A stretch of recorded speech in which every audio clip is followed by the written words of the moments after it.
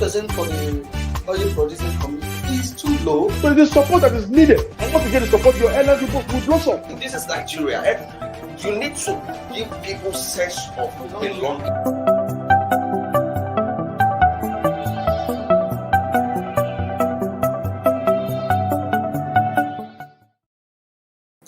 Good morning.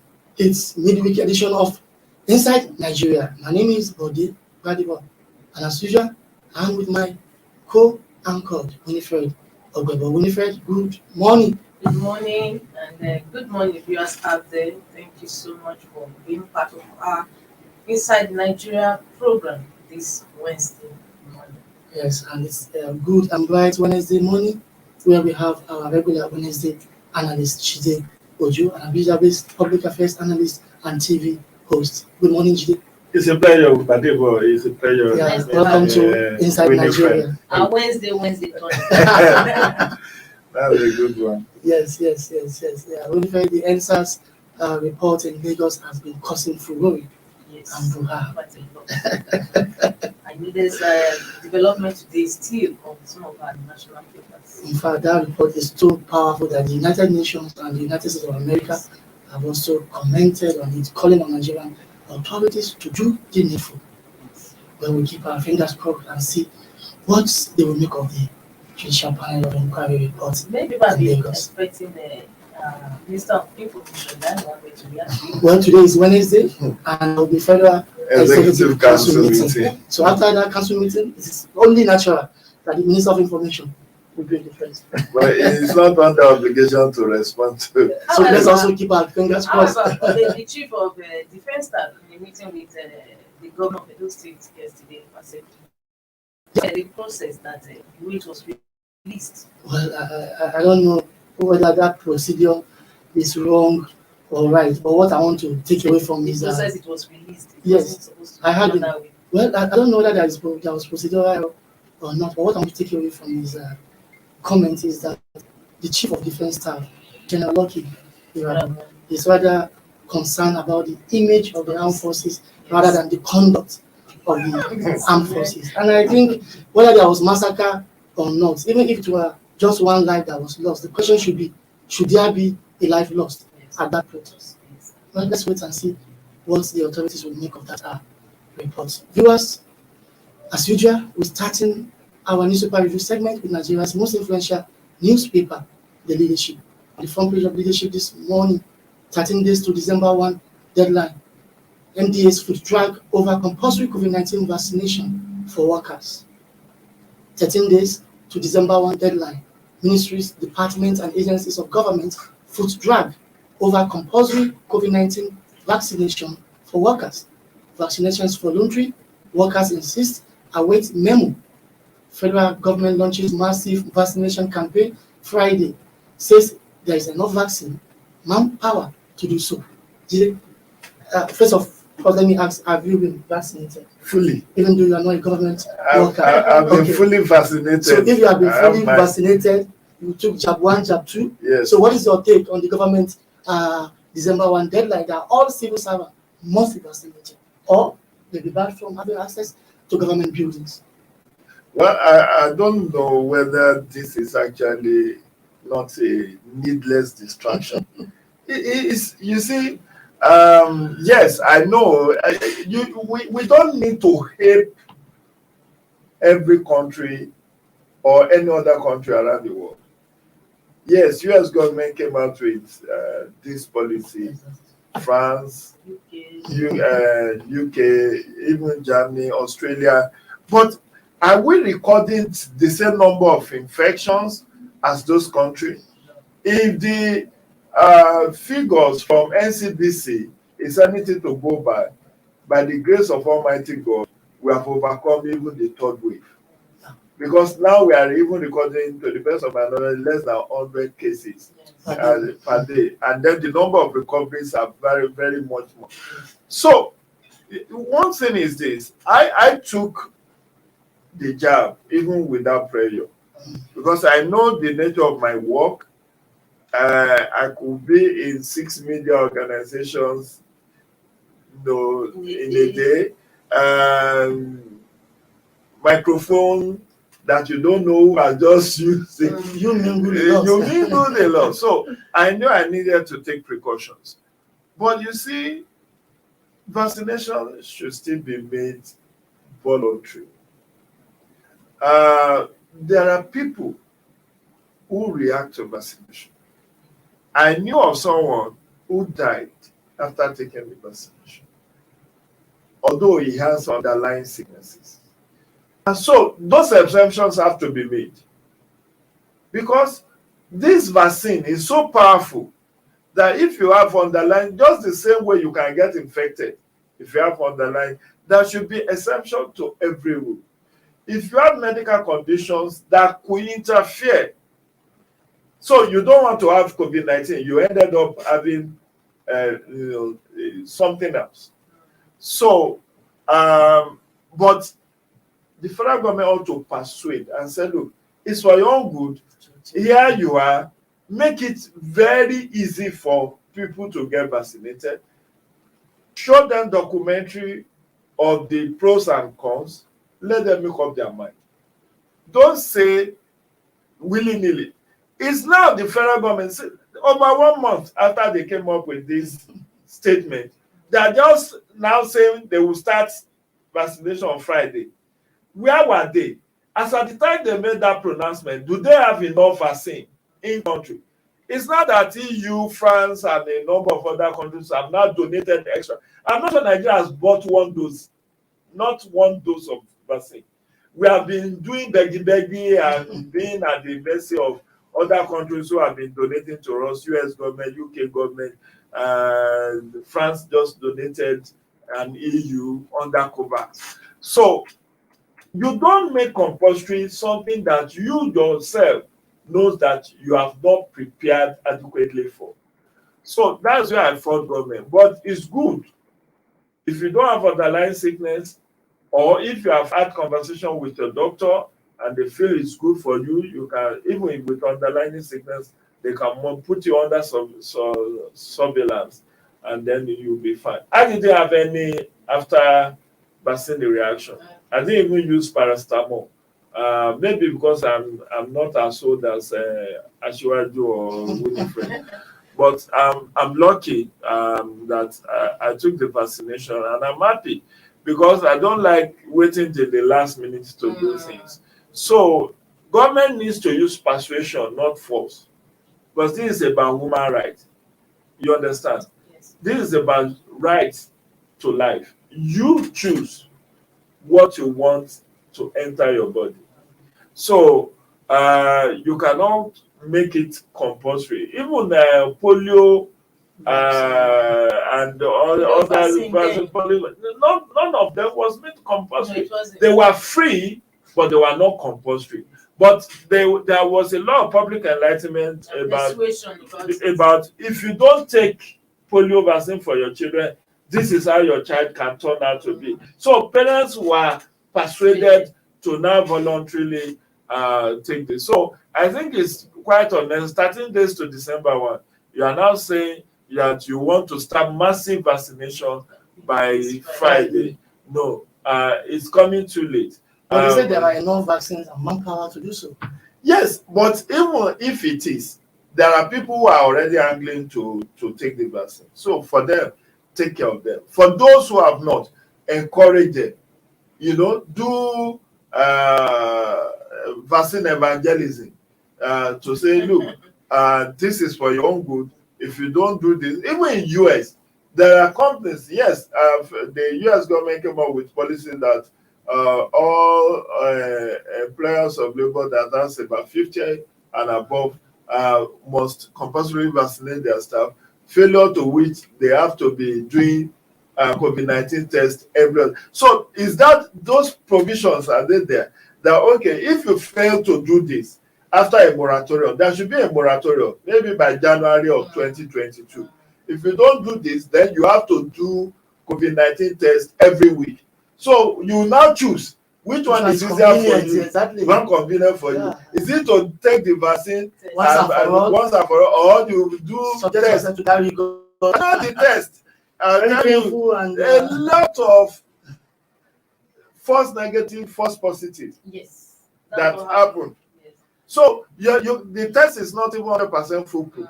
There are people who are negative, who are false positive. Yes. And then there are even issues around fake vaccine results. That's why the Dubai, Qatar, actually banned Nigerian travelers, because they said they cannot rely on our COVID-19 test results. So what we need to do now is to persuade our workers to please get vaccinated.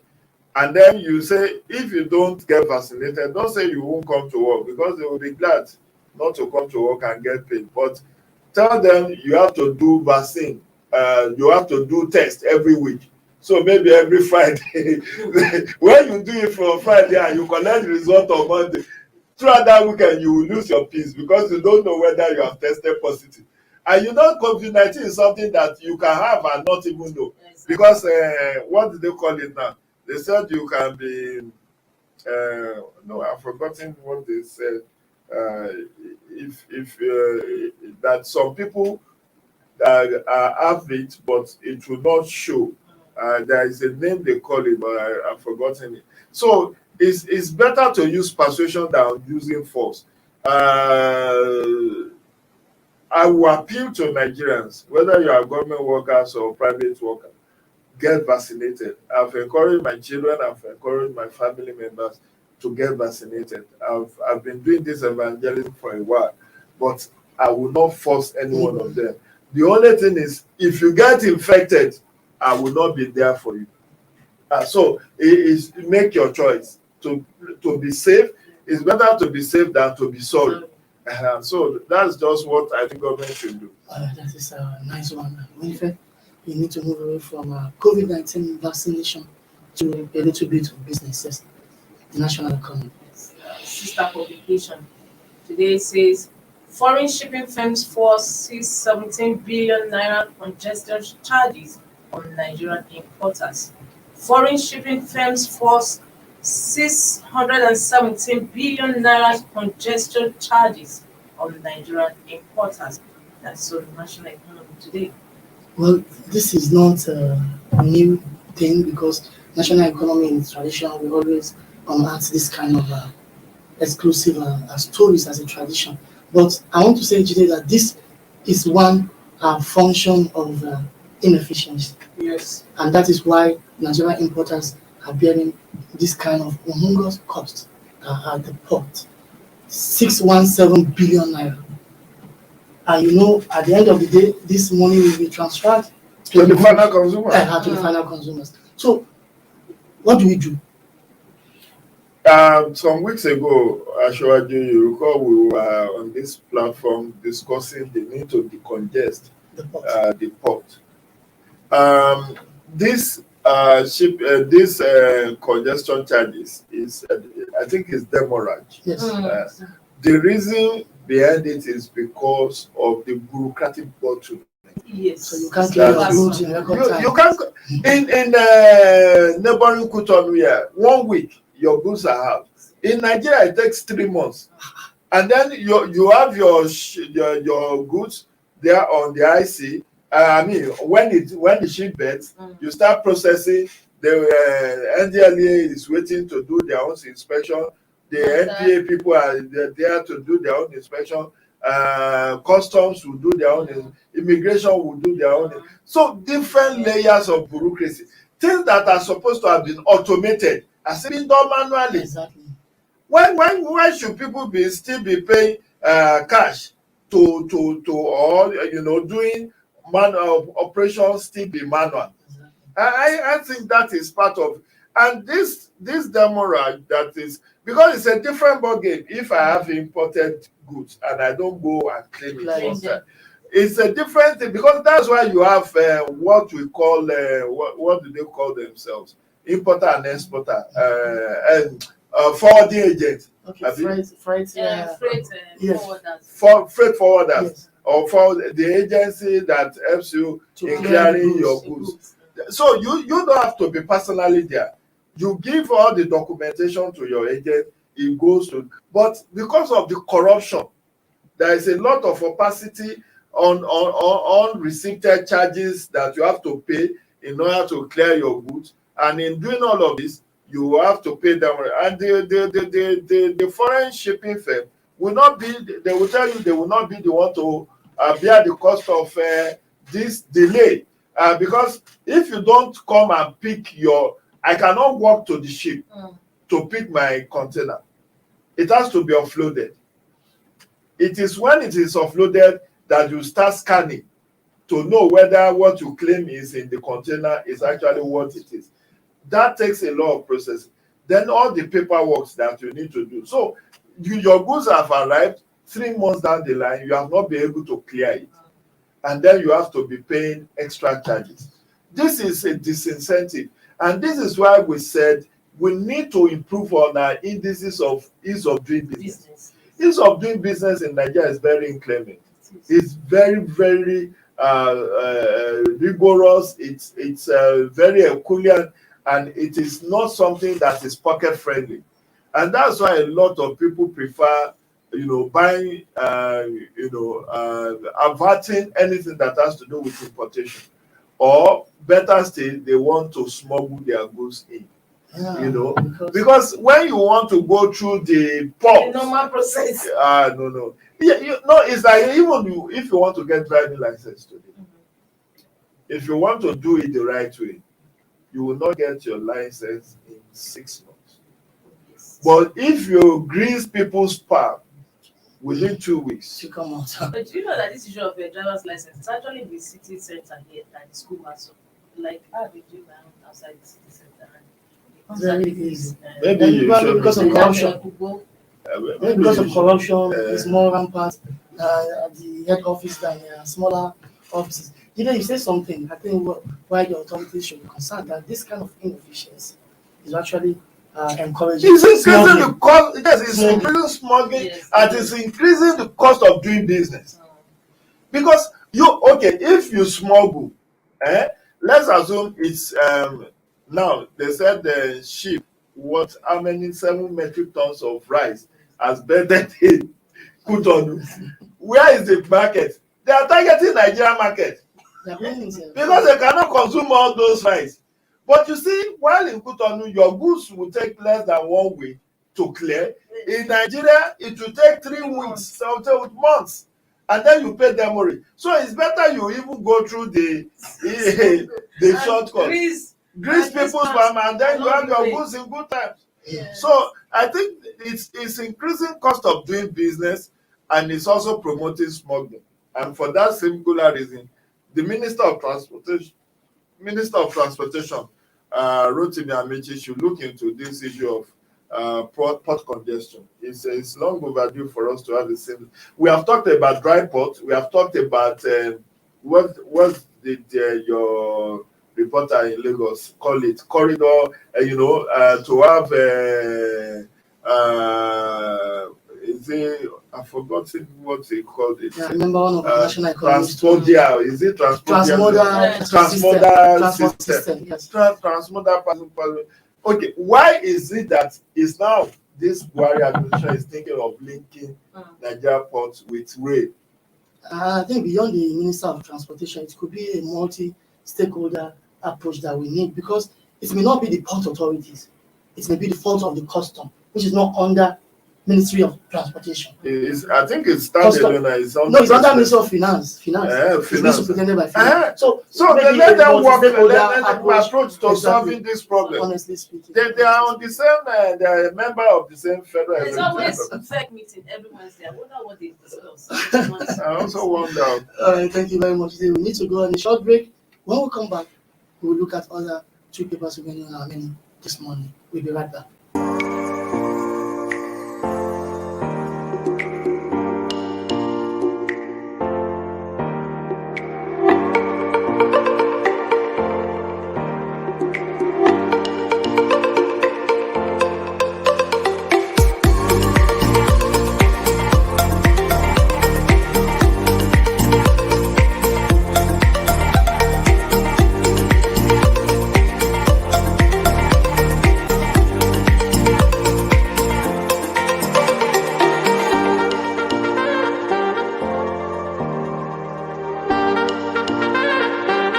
sponsorship, and advert placements, please contact 080-3688-6158. Last Word Leadership Podcast Studio. You have the last word.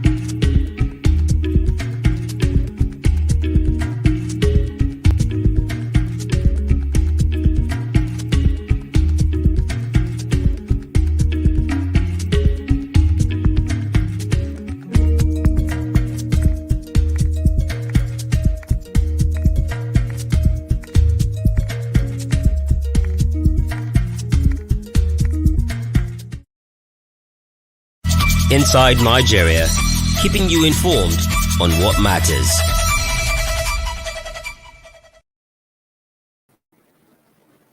Welcome back. Of course, we are keeping you informed on what matters. And this is Leadership Podcast Studio, where you have the last word.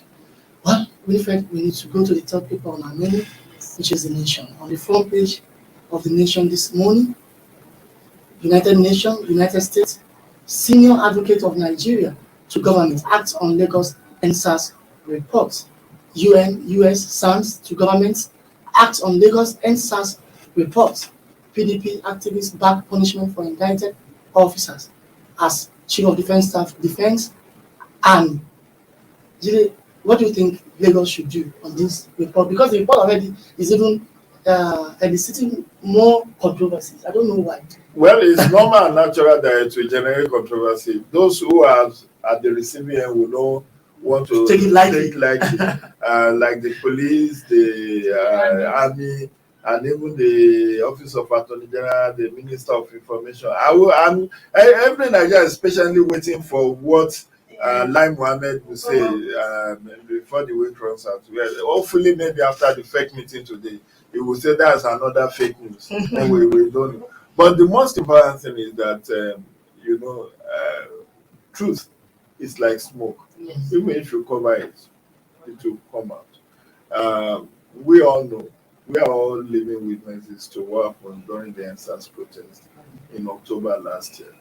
And it's a crying shame that most of the victims of NSAS were peaceful, innocent Nigerians. You know, that's the description the report gave, that they attack defenseless Nigerians carrying Nigerian flag and singing Nigerian national anthem. My eyes, I said, oh my God, because he painted a graphic. No, it's a country of paradox. You are killing innocent protesters who sat down singing national anthem, carrying your national flag. Meanwhile, bandits were having a field day in the northwestern Nigeria, and you were appealing to them. Appeal to bandits, lay down your arm. That is what led to the Niger Delta militancy. When Kesarowa and the Ogoni people, Ogoni 9, were agitating, they were using satire, they were using drama, they were using writing to draw attention to the plight of people of Niger Delta and the Ogoni in particular. But what did the state do to him? They apprehended and murdered them. Just like that. Now, the latter-day agitators choose the violent option and force government to negotiate. Must it always be like that? The same thing with IPOB. If you recall, before IPOB, we have MASOB, Movement for the Actualization of Sovereign State of Biafra. They were also using peace and all advocates and Rafu Wazurike. Before a more confrontational group now sprang up, and now you are becoming jittery. So Must we end up in violence for government to listen to us? That is the language. That's it. Because for there to be closure to this answers, the truth must be confronted. The needful has to be done. I believe in justice for the victim offenders, including the police, who also suffered fatalities. Their families From need to be hoodlums. from hoodlums. Their families also need to be compensated. Even the soldiers that were killed in some places, their families. So it should be across board. It should not be just because They are all Nigerians. they are all Nigerians. Whether it's a soldier, institutionally, there is a need for apology on the part of the federal government. They mishandled the situation. For the first 2 weeks of that protest, everything was peaceful. These people were so organized. They have their own food vendor. They have their own security. They have medical unit who were providing, support services, and they were accountable. This is how much you have been able to raise. This is how much you have been able to spend, and all of that. But because the federal government wanted to break the ranks, they want to put an end to that. What they called idiocy. They decided to, look the other way while hoodlums were attacking peaceful protesters.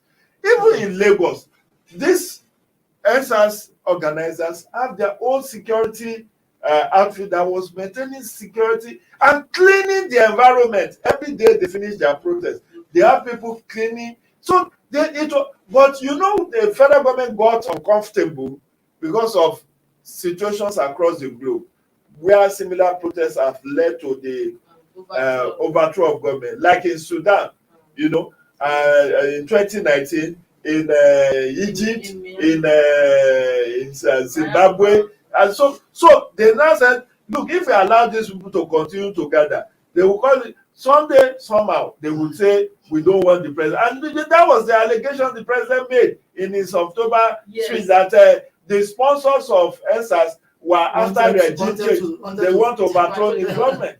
That's the impression that I was given. For want of time, we need to go to the last paper. But sorry, before we go to the last paper, I'm curious.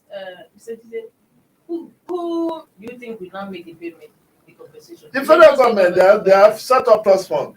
Okay, so the government, the different governments set up a trust fund, and I believe that there is a way they will work it out. But you see, the payment is important, but more important is ensuring that similar things does not happen again, ever again.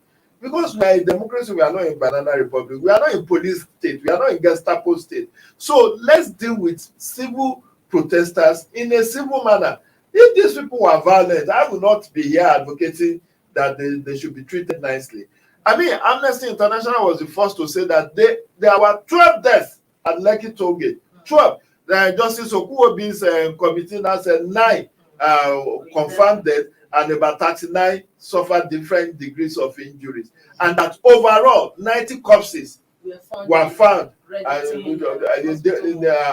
across many parts of Lagos. And that's a sizable number. So you cannot say it's not a massacre. Of course.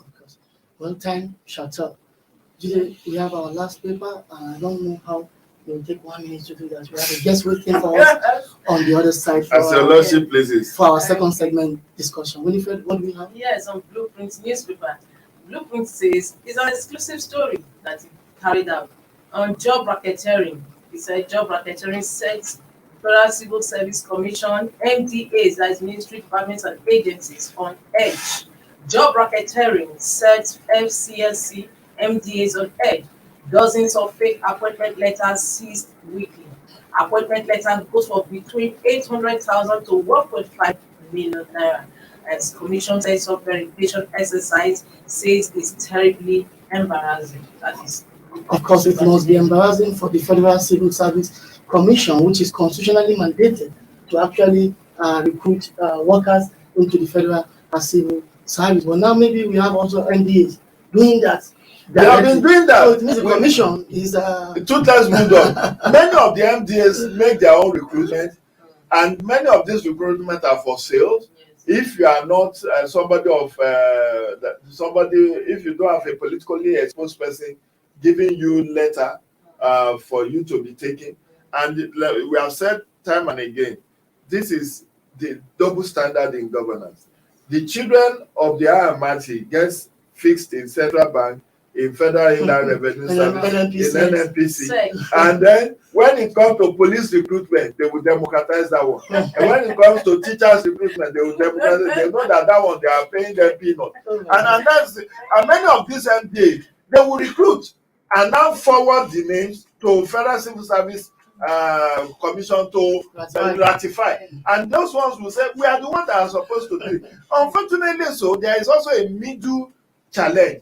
Where is the Federal Character Commission in all of this? Yes. These recruitments are done without the lens of whether it means federal character, because in many ministries you see it's people from South that are dominated there, that dominates the appointment there. In some places it's people from Northeast or Northwest. It shouldn't be. The whole essence of constitutional provision in section 14 of the Constitution of Nigeria, which talks about federal character, is that even in appointment and citing of projects, you must reflect federal character. So when you have and then the Office of Head of Service, what is it doing with all of this and fake appointment letter? It's very embarrassing. Every time you see fake websites advertising job, come and get job, this is fake job, you will now be asked to pay some sums of money. I know of my nephew who has paid about 300,000 naira to someone over 2 years ago, hoping that I told him not to pay when he ran it through me. People who also get desperate looking for exactly should also be punished. I don't know why you want to work and pay. That means you are setting corruption standard from the beginning. So you go into that job, you go and steal. This thing is fake, but he still went ahead, and because out of desperation, I've been home for some years. Let me pay. Maybe I will get lucky. So that's how many of them get fake appointment letters, and then they work for years and they don't get paid. Agencies do. I heard that most people they employ, they pay actually. Well, the government needs to do a lot in checking all those employment criteria. They are just manifestation of corruption, and the government says it is fighting corruption. Maybe it is one-sided. Maybe it is not. They are it's overwhelming. On political exposed person, leaving behind other agencies are actually the foundation. But this falls squarely be on the lap of ICPC and the EFCC. ICPC primarily. I think they are. Unfortunately, ICPC is also going through some storm that some of the staff are having fake certificates and the rest of them. Oh yes. You see where we are. Anti-corruption. Many thanks to you, Jide Ojo, and Abuja-based public affairs analyst and TV host for creating time to join us this morning on Inside Nigeria. My pleasure. We hope to see you so next much. Week Wednesday. Enjoy the remainder of your week. All right, viewers, we need to go on a short break. When we come back, we'll be joined by Mohammed Saidu Esu, a 36-year-old national chairmanship aspirant of the All Progressive Congress, APC. He'll be talking to us on his plan to become the next APC national chairman. We'll be back shortly.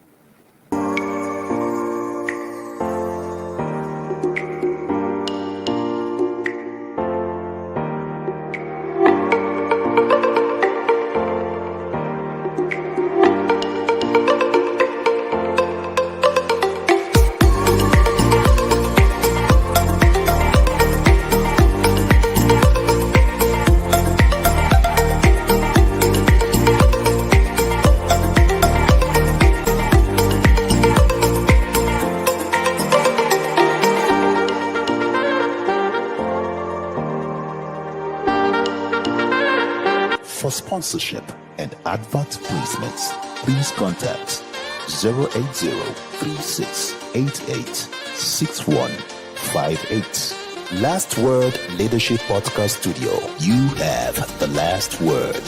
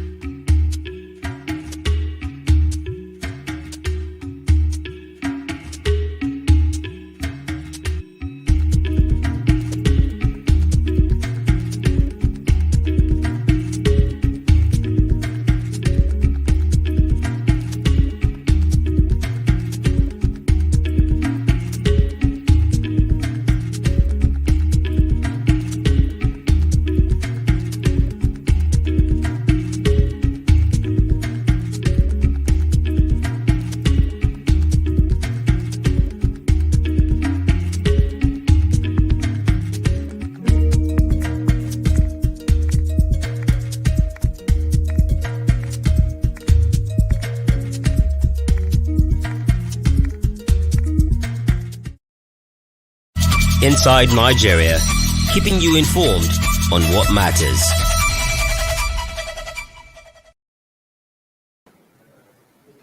Welcome back. It's still Inside Nigeria on this Wednesday morning, November 17, 2021. Like I said earlier, we have been joined by Mohammed Saidu Esu, a 36-year-old Nigerite who is aspiring to become the next APC national chairman. Good morning, Saidu. Good morning.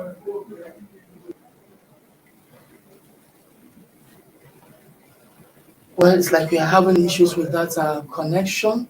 I don't know if Maybe he's hearing us. Saidu is hearing us. Good morning, Saidu.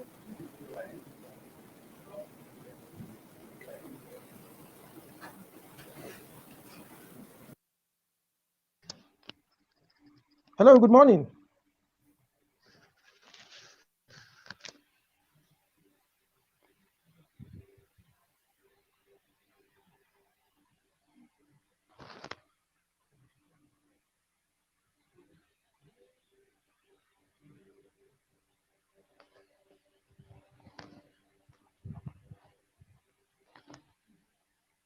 Hello, good morning.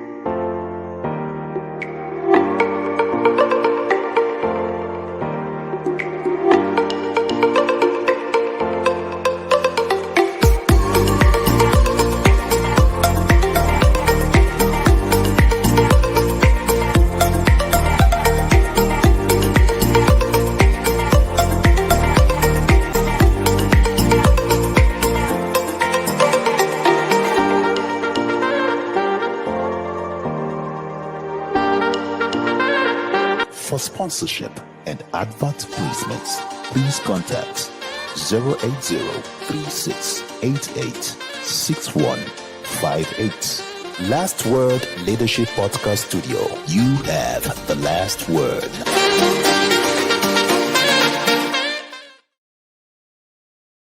Inside Nigeria, keeping you informed on what matters.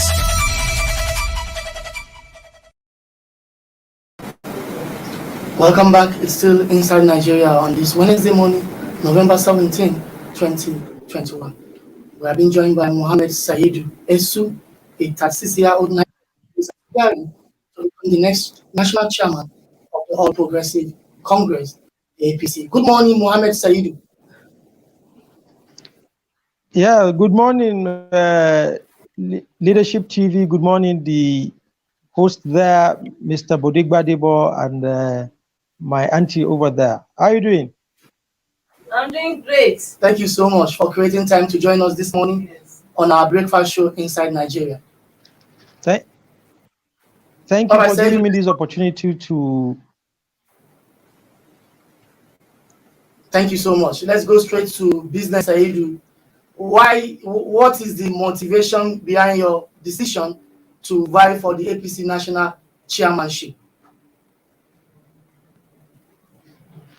Yes, thank you for giving me this opportunity to tell Nigerians my aspiration and my intent to join the race for the office of the national chairman of our great party and a progressive party and the first party to uproot the sitting government in West Africa and Africa. And the reason why I joined the race is just practically pure, that Nigerian politics is fast becoming exclusive preserves for the older politician, seen from the consent of recycling government officials, especially those in their 60s. And it's high time we, the younger generation, took the advantage and strategically position ourselves to take over this country in the nearest future.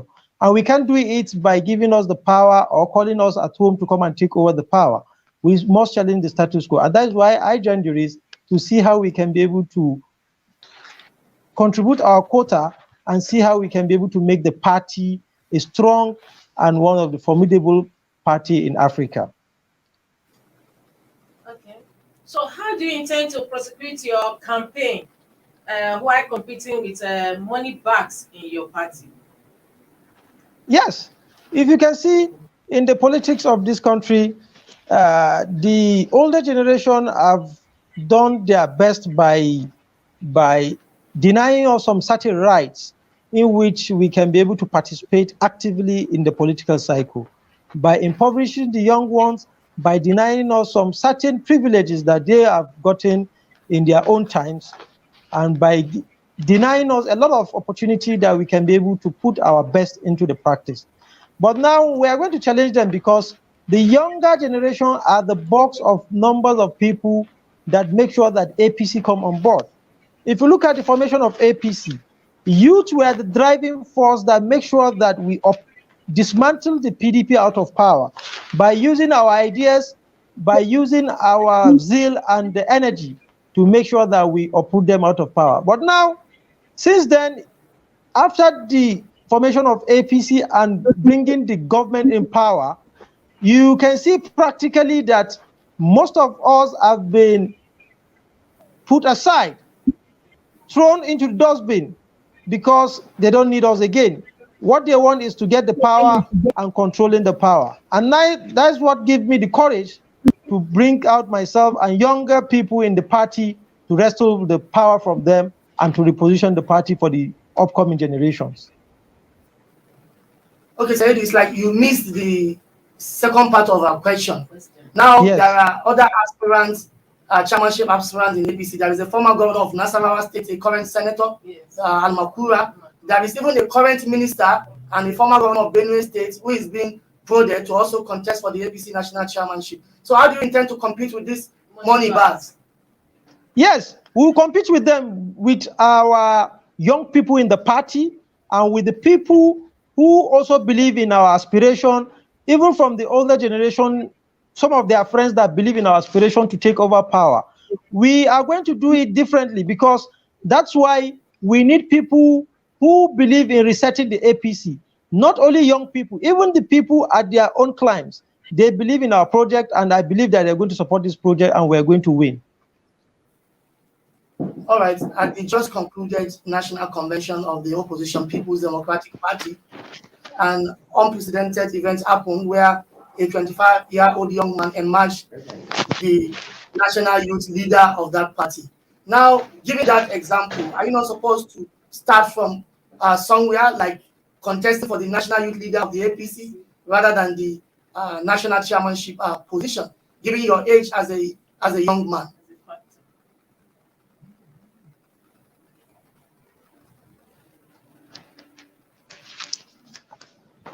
Yes, All right. it seems Okay, that go the network. Hello? Yes, you're Yes, saying something about a young person.